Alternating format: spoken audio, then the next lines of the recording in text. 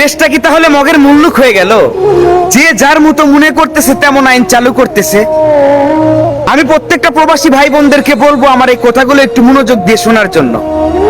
একটা প্রবাসী প্রবাসের মাটিতে তার জীবনটা শেষ করে দেয়, সে দেশে ফিরে শুধু মরার জন্য, আর তারা উঠে পড়ে লেগেছে ওই মরার উপরে খাড়া দেওয়ার জন্য।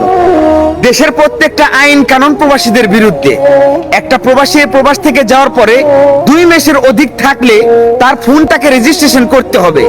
একটা ফোনের প্রবাস থেকে 1 লাখ টাকা দিয়ে কিনলে দেশে গিয়ে সেটা আবার 90,000 টাকা দিয়ে রেজিস্ট্রেশন করতে হবে। এটা কেমন আইন আপনারা চালু করলেন? আপনারা জানেন যে দেশের অর্থনৈতিকের চাকা প্রবাসীদের রেমিটেন্সের টাকার উপরে ঘুরে, ওই দেশে প্রবাসীদের সাথে প্রতিনিয়ত এমন করতেছেন। আর প্রবাসীরা কি সবকিছু মুখ চোখ বুঝে মেনে নেবেন? প্রবাসীরা কি এদেশের নাগরিক না? আপনারা কি এটা মনে করেন প্রবাসীদের কি খেলনার পুতুল পেয়েছেন, যেভাবে নাচাবেন তারা সেভাবে নাচবে? এমনটা না। প্রত্যেকটা প্রবাসী ভাই বোনদের দৃষ্টি আকর্ষণ করব, আগামী 6 মাসের জন্য শুধু ব্যাংকে না, আপনারা বিকাশেও টাকা পাঠাবেন না। 6 মাস পর সবকিছু সোজা হয়ে যাবে।